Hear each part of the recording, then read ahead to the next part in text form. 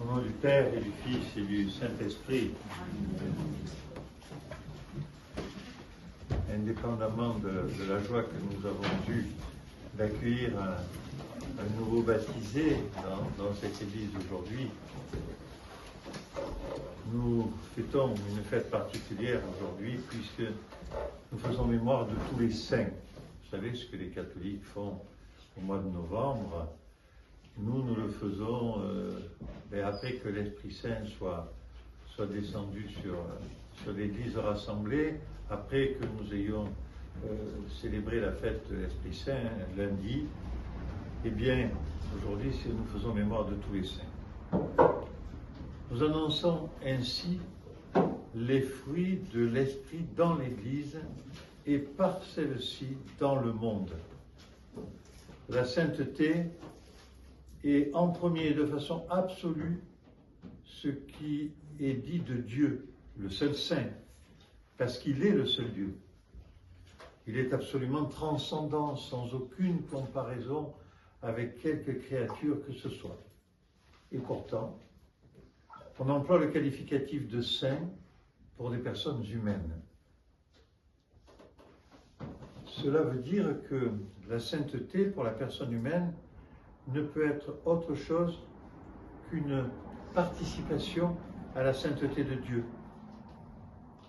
Elle ne peut pas être une simple qualité morale, une vertu produite par un progrès humain. Elle ne peut pas être considérée comme une amélioration de l'être humain, une augmentation de son humanité. La sainteté de la personne créée est proprement sa divinisation, sa promotion au mode d'existence de la divinité qui est ainsi connu d'elle par grâce, par participation aux énergies incréées de la divinité. C'est important parce que les saints ne sont pas des surhommes, des héros, des demi-dieux à la mode antique. Non, les saints se rapprochent de Dieu par grâce. À ce titre, leur mode d'existence et de comportement est totalement à part, séparé du reste des hommes. Ils manifestent toutes sortes d'attributs divins qui transfigurent leur humanité. Ils sont aussi ressemblants au modèle divin qu'il est possible. Ils aiment comme le Christ, à l'image duquel nous avons été créés. Aiment. Ils se réjouissent comme il se réjouit. Ils contemplent la gloire du Père comme le fait le Fils. Ils sont eux-mêmes dignes en vérité du nom de fils et de filles du Très-Haut. Ils ont été engendrés d'en haut, ils ont accompli toutes les conséquences de cet engendrement charismatique. Ils ont été rendus par l'Esprit utiles au monde, coopérateurs du Christ dans tout le bien qu'il veut faire aux hommes. Les saints sont les plus utiles des citoyens de ce monde.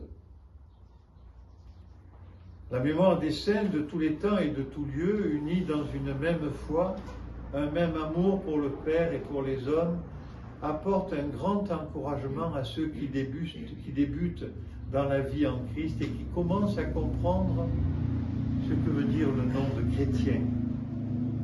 Il est extrêmement encourageant d'avoir sous les yeux le résultat même auquel nous tendons et de voir ainsi qu'il est possible à nous et à tous les hommes qui croient de mener une vie sans péché et de participer par grâce à la divinité.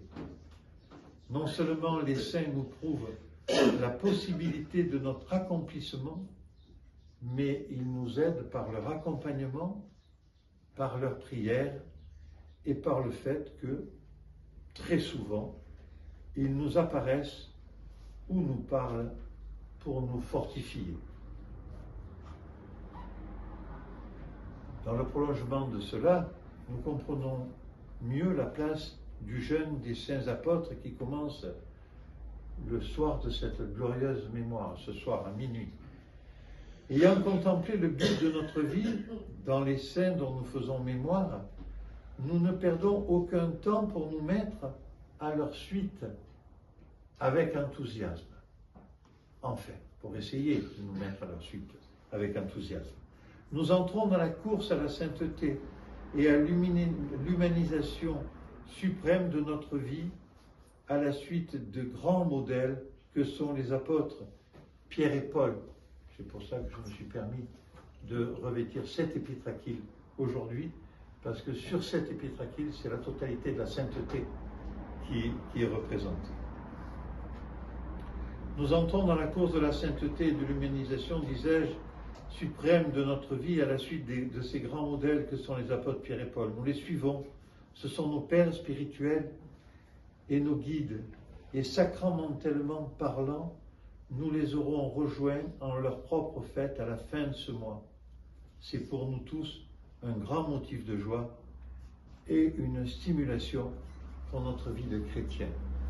Et ces quelques mots que je vous ai livrés, je suis allé les chercher chez le très révérend père Marc-Antoine Costa de Beauregard, qui, quand j'ai découvert cette homélie, m'a dit que c'était exactement ce qu'il convenait de dire sur ce qui se passe dans la pour les saints, pour la sainteté et par le truchement de l'Esprit Saint que nous venons de fêter. Amen.